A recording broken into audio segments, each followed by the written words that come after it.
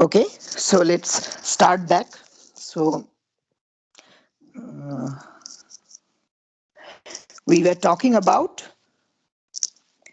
how to represent knowledge in a knowledge graph, and uh, we saw this interesting concept of having SPO triples, which allows us to build connections, long distance connections between. So these SPO triples and their relationships, which allows us to connect uh, like uh, long distance subjects and predicates. Okay, so now for fact extraction, so so you need, as I said, you need web resources. Okay, if you have to extract facts, then you will need web resources. Now, what could be potential web resources? So, like the first name that comes, like whenever we talk about knowledge creation, knowledge graph, the first thing that comes to our mind, the first particular source that is like kind of inevitable in these cases is the Wikipedia. And in fact, many of the fact checkers are built on the like knowledge that has been extracted from Wikipedia. Okay, so this is a like one of the, I would say, indispensable source. So it is very efficient to extract knowledge from Wikipedia, mainly because of its organization, the way it is like structured into a category tree, and then there are very nicely documented um, articles under section heads, paragraphs with separate info boxes. So all this actually help in constructing a very efficient knowledge base. But then one has to keep in mind that Wikipedia is far from complete, especially when you go to a multilingual setting. It's far from complete. So the alternative is to have like many other, along with Wikipedia, have many other open source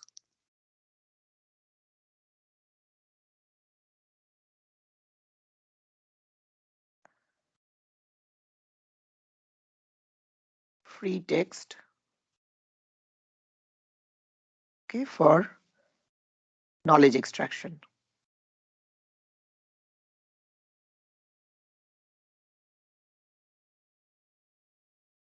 So if you resort to this, many open source like free flowing text in order to extract knowledge, then this no longer is efficient. Okay, because it is going to be noisy. It is not as well structured as Wikipedia. So all these new issues come in. So not efficient. But then this is like more complete. Whereas while this is very efficient,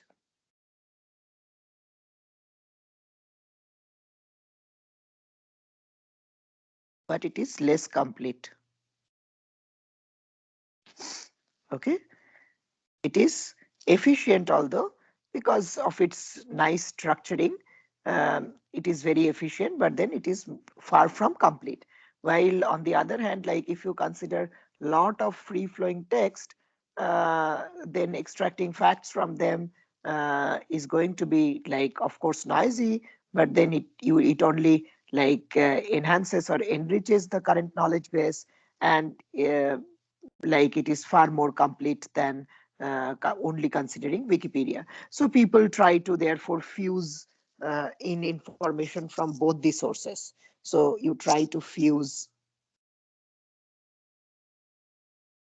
both sources.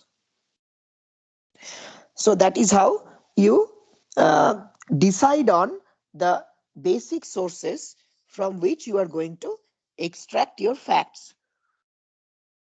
Now, the next stage, as we have discussed, is fact filtering, right? So we need to do quite a bit of filtering before the facts become usable. So basically, at this stage, when you extract stuffs, these are raw facts.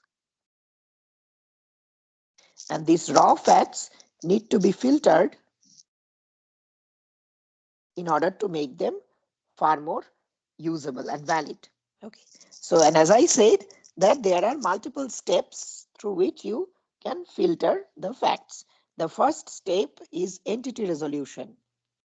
So basically, you try to avoid deduplication of entities. What is the meaning of this? So say, for instance, there are two entities with slight variations in them. One is Donald John Trump, profession president, and the other one is Donald Trump, profession president. So, like if you look at these two SPOs manually, you immediately understand that they are the same SPOs. Okay, but then, like because of relying on multiple sources, it might well be the fact that these two are stored as two different SPOs in the knowledge base. So therefore, this is something that makes the knowledge base very redundant, and it might affect the um, downstream fact checking task. So therefore, before you can proceed any further, we have to uh, find out or identify entities which are similar, and based on this, we have to like fuse these entities into a single entity, and this step is called entity resolution. So entity resolution in itself is a huge area of research, and it is impossible to go into the details of this. In fact, in social computing uh, course, like a good amount of entity resolution is discussed, like it used to be discussed at some point. I'm not sure what is the current syllabus that is followed, but it used to be discussed at some point in time.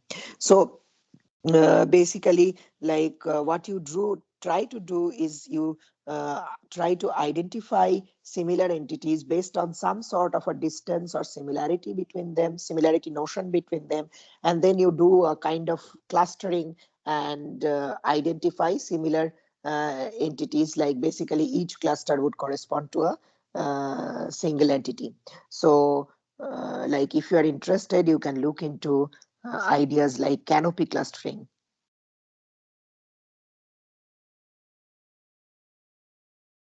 So this is a very well-known form of entity resolution. Okay, now sometimes the number of records are like extremely high, and therefore you need to use some compression techniques, and these are like very similar to indexing ideas in information retrieval. So you do some sort of blocking and indexing in order to reduce the data size, and then do the rest of the entity resolution task on this reduced data size. Okay. The second one is time recording. So for instance, now this particular triple, Britain joining European Union, as you can immediately understand. So probably this has come from some text, some source of text. This has become outdated, right? This is completely outdated because now after the Brexit, they have departed from the European Union, and therefore this SOP is no longer a valid. Sorry, this SPO is no longer a valid SPO. So therefore, you need to see like what dates are associated with each extraction of an SPO, and if such dates are associated, then you need to look for um, like whether these dates are very old, whether the fact has become stale already. And so basically what you do is like you find out the start date and end date, and if this end date is like still not defined, then this exists, then this entity should exist. But if this end date is already defined, then this particular entity probably has become outdated. So this is a heuristic by which you remove such outdated entities. So then you have the problem of handling conflicts. So there could be like information from which you generated one tuple like this, Donald Trump born in New York City, and another tuple like this, Donald Trump born in Los Angeles. Now these are conflicting, like, and facts cannot be conflicting, right? So since it's a ground truth that you are generating, you have a high responsibility that it is highly precise. So therefore you need to fix this, and you probably would use certain authentic websites, take a reference from those websites and try to remove one of these and retain one of these. Remove the incorrect and retain the correct one. Okay, and then you also try to do some credibility evaluation of the triple that you have extracted. Sometimes these triples that you extract might not be highly trustworthy. So basically, there are ways to do it, and like there is one website. Uh, there are actually a collection of such websites that are available now, which allows you to go there and check for the authenticity or the trustworthiness of a piece of information. Okay, so those kind of websites could be used as a like intermediate step to evaluate the credibility of the triples extracted. Now the fifth part, which is the more so while the first part is also very interesting from the computational perspective, the fifth part is also again very interesting from the computational perspective. So this relates to like enhancement of knowledge or inference. So certain links are prevalent in the network itself, but certain links are hidden. So these are like latent. Okay.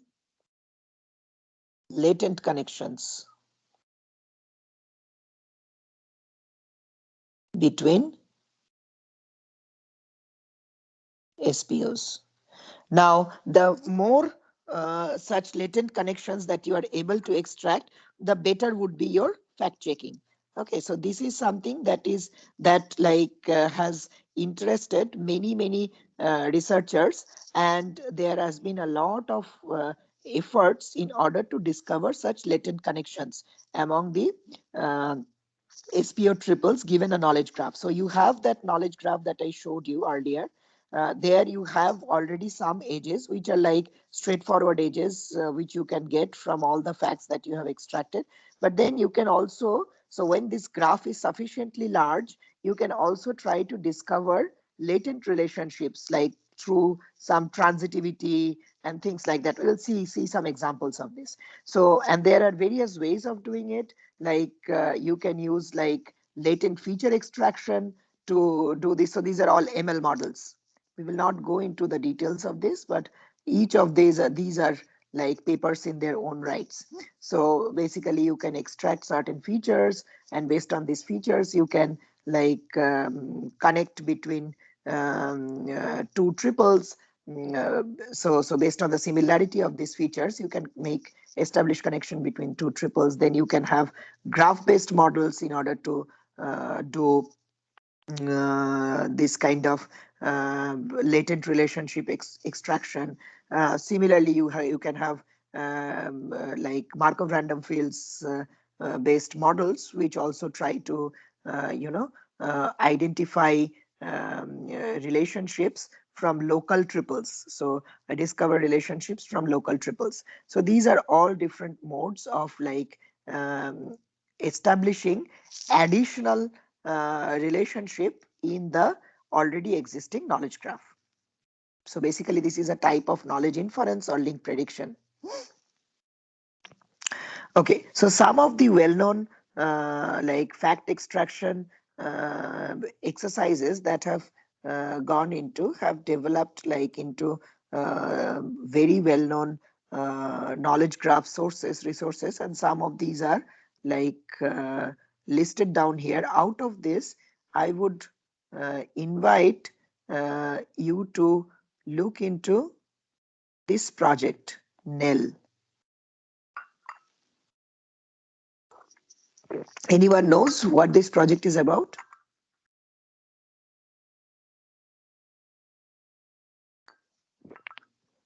What does at least this NEL stand for?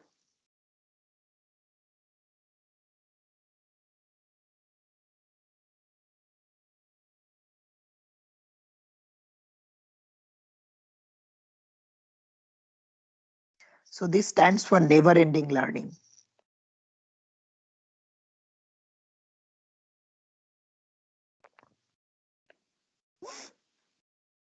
So one of my very close colleagues is involved in this project. He's presently at Google, Partha Talukdar, and he has been involved in this project for a very long time. And I would invite you guys to go and have a look into this project. This is a really incredibly interesting project where they started small and then they kept on building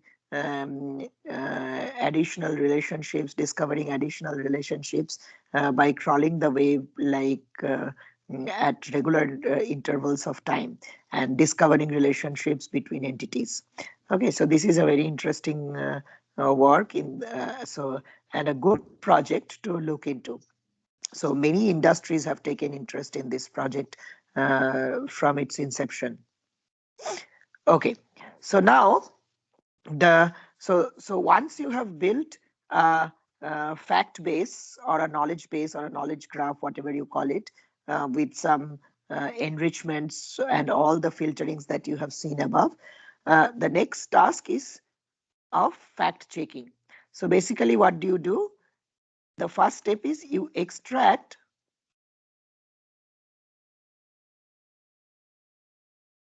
triples from the incoming news article.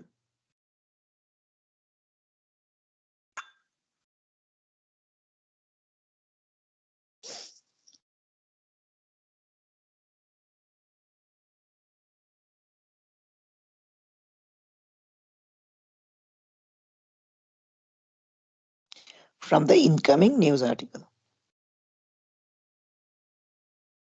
This is the first thing that you do. Okay. So this is the SPO news. Basically, you extract the triples from the incoming news article. Now you check whether this is a part of this SPO that you have extracted is already a part of the KG. Okay. If it is yes, if SPO news is a part of SPO KG, if you have verified this, then what would you spit out immediately?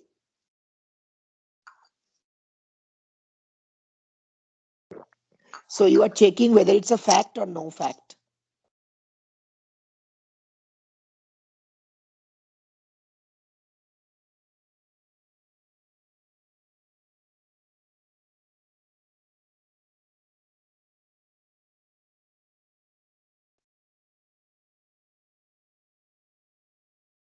So what would you spit out if it matches?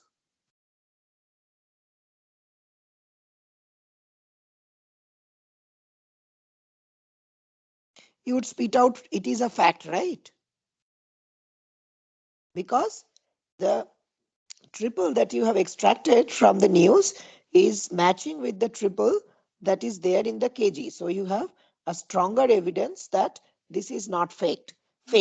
This is this fact is already well known and established in the community, and therefore this cannot be a fake news. So that's why you immediately say that SPO news is true.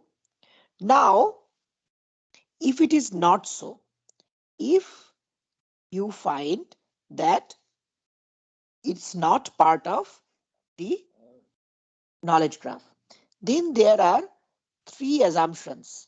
Okay, so these assumptions are called CWA, LCWA, and OWA. What are these? The closed world assumption is CWA. Now, what does this say? This says that if the SPO is not in the knowledge base, in the knowledge graph, then it is false. So, but you see, there is a catch here. Okay, the knowledge graph might itself be incomplete, but then, and that's why these assumptions are coming in. But then under the assumption of CWA, if something is not part of the knowledge graph, then it has to be false. Okay, that's the simplistic CWA assumption. So therefore you spit out that that SPO news is false. Okay, but however, there is a caveat here that CWA assumes the KG to be complete or almost complete. Okay, then there is LWCA. We will talk about this little later, but before that, let's talk about OWA. So what is OWA? The open world assumption. What does it say? That if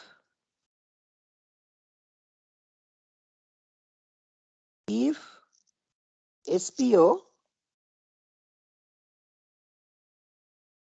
is not present in the knowledge graph, then it may or may not be true.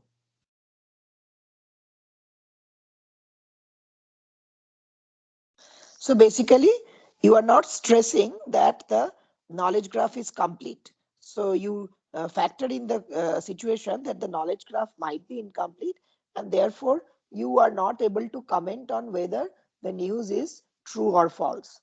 Okay, it could be true, it could be false. Like so, therefore you give an indecisive opinion. So that is like it's either true or false. I cannot say. On the third hand, there is this LCWA. So what is LCWA? This is a local closed word assumption. Can you tell me what check is going on here?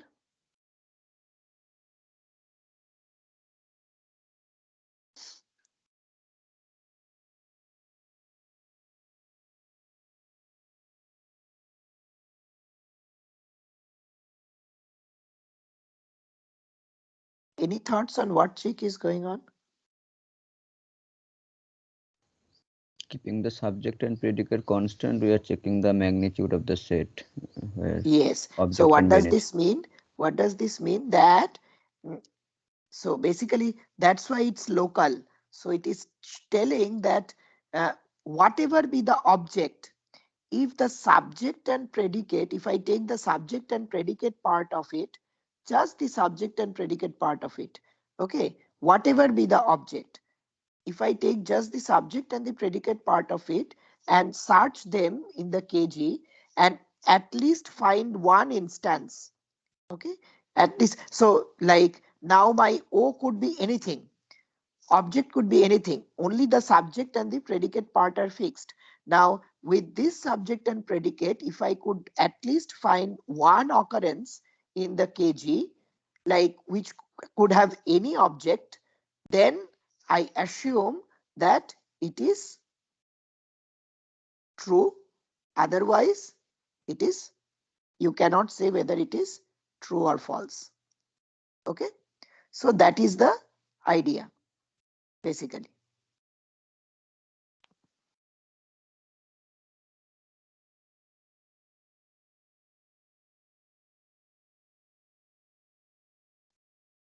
Now, the last thing, the last segment where we wanted to like study a little bit more about identifying these long range correlations, okay, or these long range connections. How can these be useful? So look at this example. Here, what the authors are trying to do is to find the religion of Barack Obama.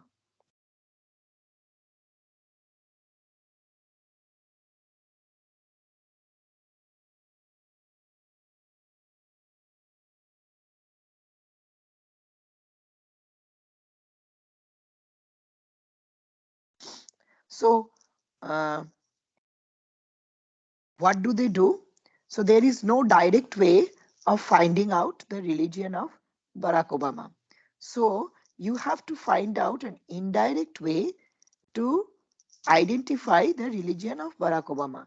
And you do this by a traversal. You do this by a traversal on the knowledge graph. So what kind of traversal you are doing? So first of all, you see something which is connected directly to Barack Obama. So Columbia University. Then this is connected to Association of American Universities.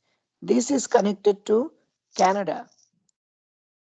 This is connected to a special entity called Stephen Harper. This is connected to Calgary. This is connected to somebody called Nahid Menshi, whose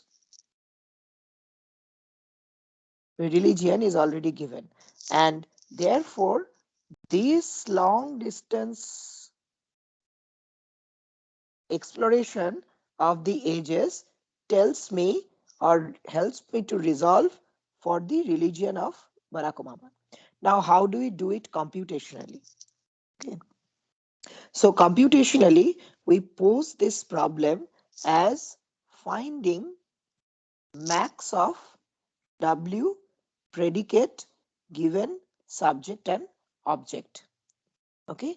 Now, this W predicate given subject and object is mapped into a function like this, W V1 to Vn, where Vi is a node in this knowledge graph.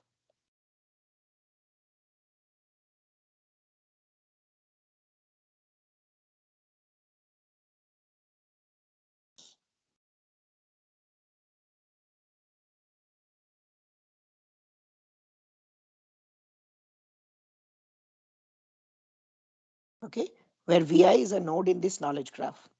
And then you compute a factor like this, okay, where kvi is the degree of the node vi. So here you see in these brackets, in this parenthesis, you see the degree. Okay, these are the degrees of each of the individual nodes. So basically this tells you like in how many contexts this triple has appeared. Okay, in how many contexts this particular triple has appeared when you are extracting data from different knowledge sources, in how many contexts this particular entity has appeared. So that is what is actually enumerated here. Now, what do you think is this telling? This function.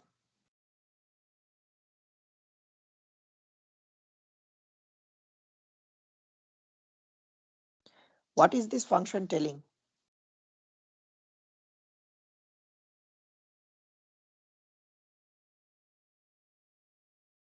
So it is, as you understand, it is establishing a relationship between this subject and this object. So that's why PSO, and this P is mapped into a set of nodes.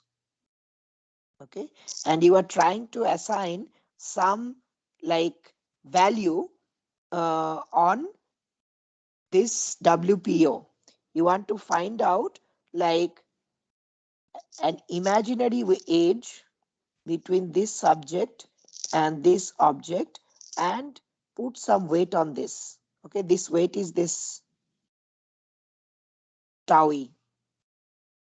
You want to put a weight on this, and the weight, this tau e, is basically this function. What does this function tell? What is this? I think more number of context in between subject and the object will keep the WPO value low. Yes, but what is this, like 1 plus this thing, sum of log of degrees?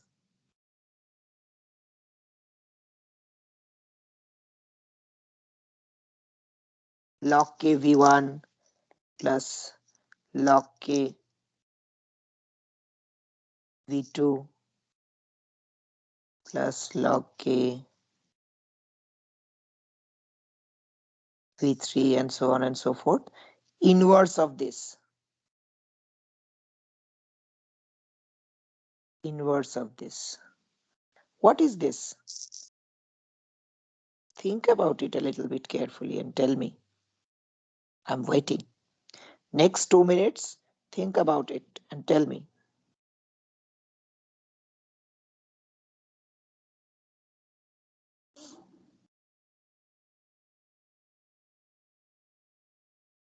Think a little bit about this.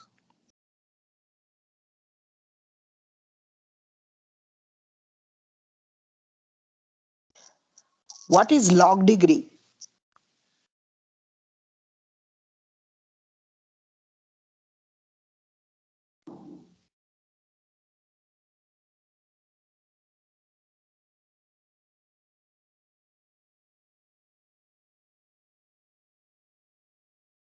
And why is it log in the first place?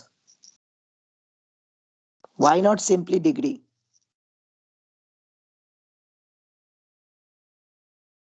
So what is inverse of degree?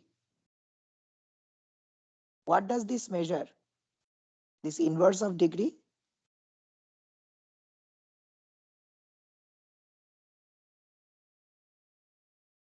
You know what is degree, right? All of you?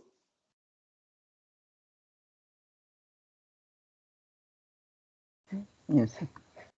There is a node here and there are some edges incident on it. Okay. And this actually makes the degree. So inverse of that degree.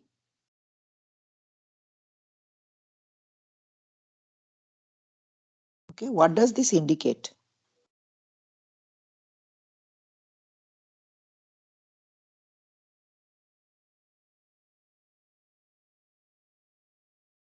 Think of the, like, always think of the boundary values.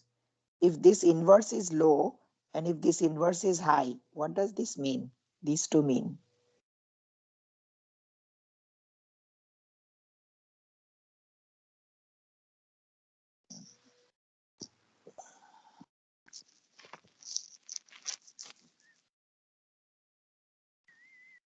Suppose this guy has very high degree.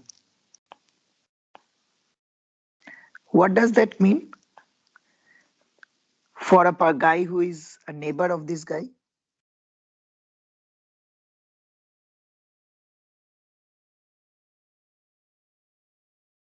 And suppose there is another person who has, say, only 3 edges outgoing, and one of the person is a neighbor, and this guy have 100 edges outgoing.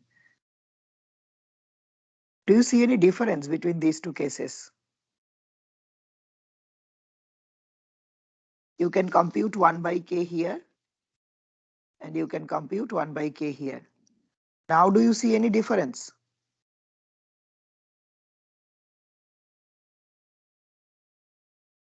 Okay, let us say this guy has 100 degree. Okay, so then this will be 1 by 100 and this will be 1 by 3.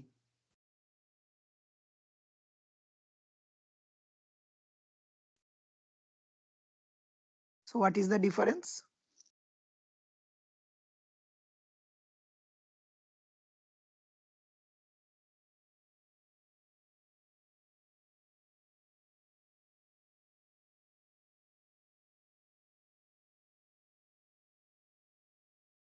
No idea.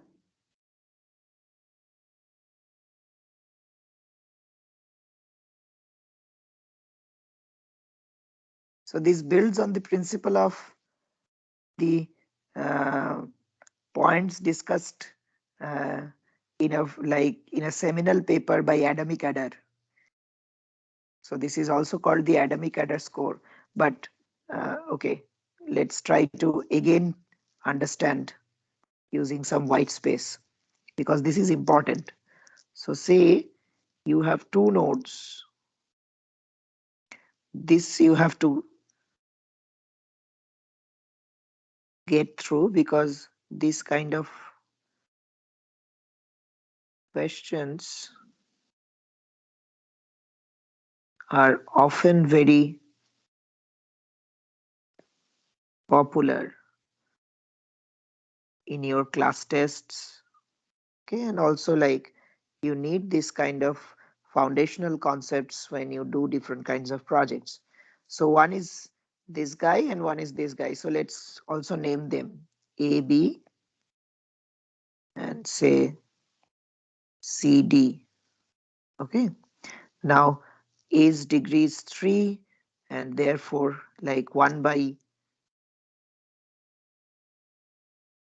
3 is the inverse of the degree, and here C's degree is, let me draw some more edges.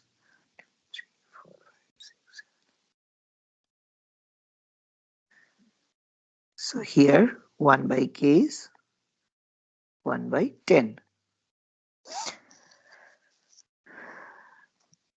Now what is this inverse of degree telling me?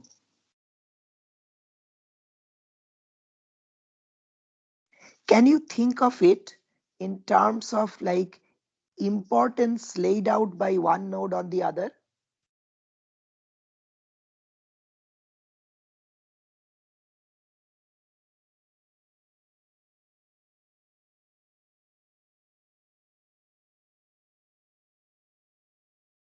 So basically, if you think carefully,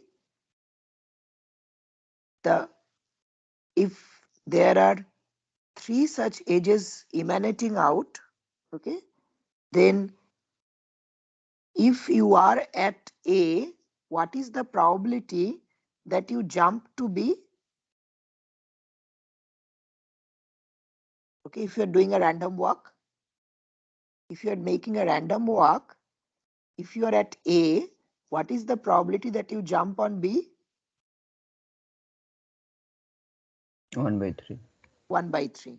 Okay, so probability that you jump from A to B is 1 by 3. And here, what is the probability that you jump from C to D? If you are again doing a random walk, the probability that you jump from C to D is 1 by 10.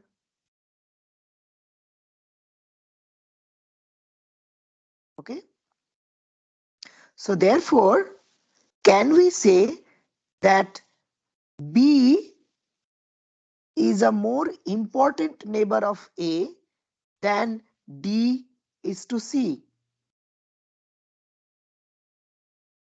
Is that making sense? Right. So if you have to jump from A to any of the neighbors, with 1/3 probability you will jump to B. So A associates more importance to B as a neighbor than C associates to D. Okay, because C has many neighbors. It really doesn't care. It has so many neighbors. It does not really, care about associating additional importance to any one of its neighbors. But since since A has like a few neighbors, uh, most of these are like very, uh, like I would say, very important to that person. So think of it in the real life scenario also. So in the real life scenario, you observe that, you know like you have friendship connections with like hundreds of people on Facebook, but only a few of them are probably sharing a uh, like kind of very close kith and kin relationship with you, maybe staying in your same wing or something like that. So basically, the importance that you associate to each of these sets of people is differential. Okay, it's very different. So this is what is trying to mm, so the authors are trying to capture this idea using that formula out there. So basically, they are trying, using this inverse of degree, they are trying to identify the importance of a particular node as a neighbor for another node. Okay, importance. So this is very similar to the PageRank idea.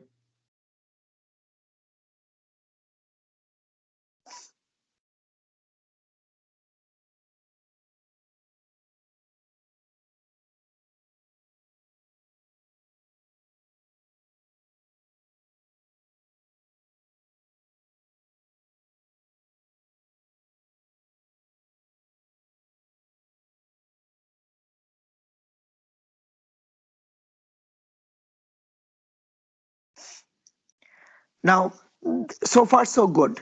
So that is what they are trying to capture by the inverse. Why that log?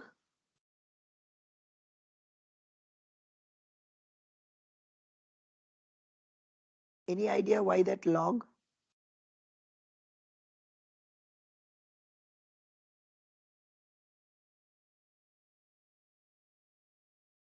Why not simply the degree value? Why log?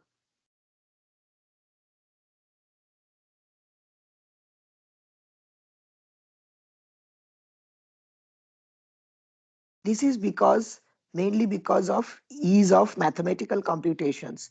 Log space is easier to work on than the numeric space, because in this kind of large graphs, what happens is some nodes might have degree of say 10,000, okay, while some other nodes might have degree of 30. So working with such large numbers becomes like difficult, and therefore you convert everything into the log space. Okay, so you kind of shrink the space and work on that shrinked space. Okay, so that's why the use of log. So now, based on this progressive um, based on this progressive uh, importance of a neighbor for a particular node, we try to compute the overall latent relationship between the subject Barack Obama and the object down here Muslim. So at each step you are computing the importance of say Barack Obama, sorry, importance of the next node for Barack Obama, then the next to next node for this node, and the next to next node for this node, and so on and so forth. So that is what is being evaluated here. Okay, so in this way, you get an overall estimate of how important this particular node is for this particular node. Okay, so this is what is basically fine. So you can think of as if the whole of this is shrunk. Like once you have got this sum, the whole of this is shrunk, and there finally you are trying to find out the importance of this S on this O, or vice versa. Okay, so this is what is going on here. Fine. So that kind of gives us an idea of how we do fact checking by comparing like a fact database or a knowledge base or a knowledge graph with uh, like an incoming fact in the form of a news article. And in the process of this, we also try to do additional knowledge discovery by using this kind of simple graph based methods. So this is one of the graph based methods by which we have done knowledge discovery. Okay. So far so good. So we will start off, just start off, and then we will stop there, just to give you an idea of what we are going to do next. And then uh, next week we will take up that paper and discuss in more details.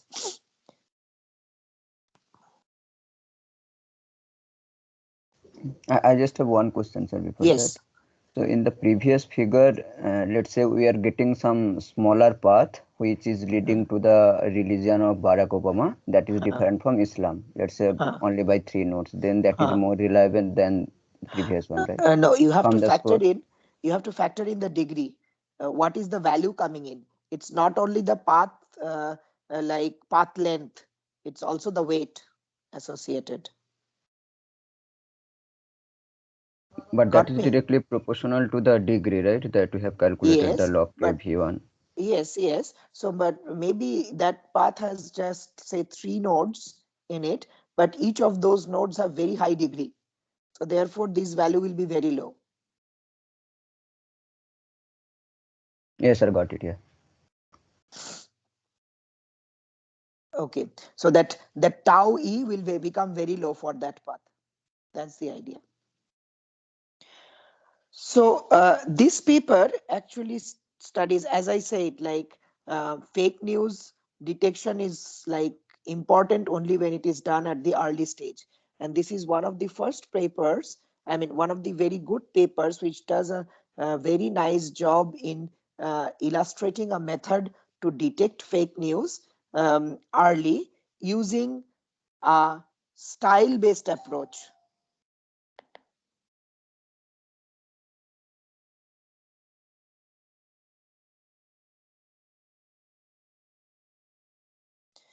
Especially, it will consider the Andeusch hypothesis in order to do this detection. So most of the analysis will be based on the content of the news. Okay. Now, as the Andeusch hypothesis tells that the something which is factual will be different in content and quality compared to something which is fake. So this is exactly what the authors will try to establish in this whole paper, as we will see next week.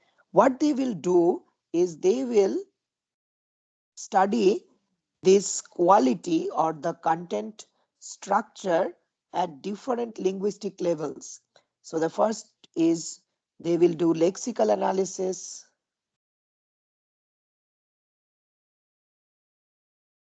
Okay. Then they will do syntactic analysis.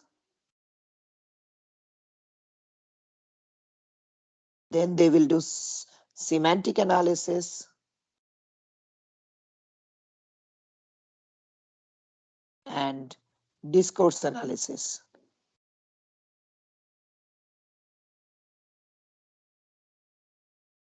And in many of these, they will separate out the headline of the news from the body of the news, and they will do the analysis separately. On in some of the cases where it is meaningful, they will make this separation. In some of the cases where it is not meaningful, they will not make this separation. So lexical analysis would involve like word counts, etc. Okay. Syntactic analysis will involve part of speech tags,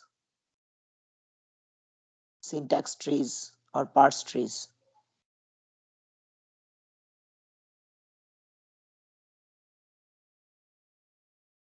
Semantic analysis, as you can understand, here they will study the semantic analysis of the headline separately, like how clickbaity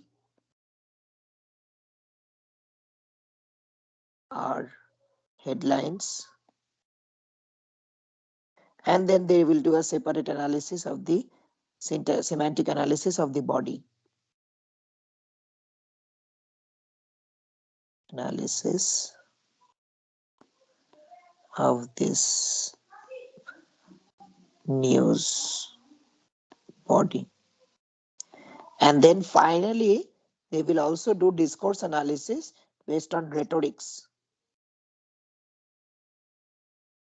Okay.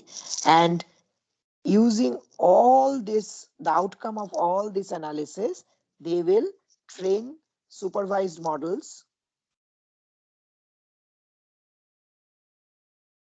and from there they will predict whether a news is fake or real. So the interesting part of this whole exercise is that their features are like something which you can easily relate to, and something which is like explainable. So the moment I discuss these features, you will see that okay, this is really some feature that needs to be included when you do this kind of analysis. For instance, these days you have all the deep learning architectures where uh, like the performance is really very good, but then these models are not explainable in the sense that you don't really know like what spatial properties of this model or which different unit of this model is actually bringing the good performance or is actually allowing you to do the classification correctly. However, in this particular exercise that we will discuss in detail, we will see that every point is explainable. That is one of the good parts of this study. So this paper was published in a well-known journal on in this area called digital threats, I think in 2020. So we will look into the details of this paper, like the way they design all their features, the way they engineer these features is like fantastic, and it would be very good like learning experience for us as to how in general machine learning models like which are based on feature constructions should be designed. So we'll stop here. So, and we will start off from here next week.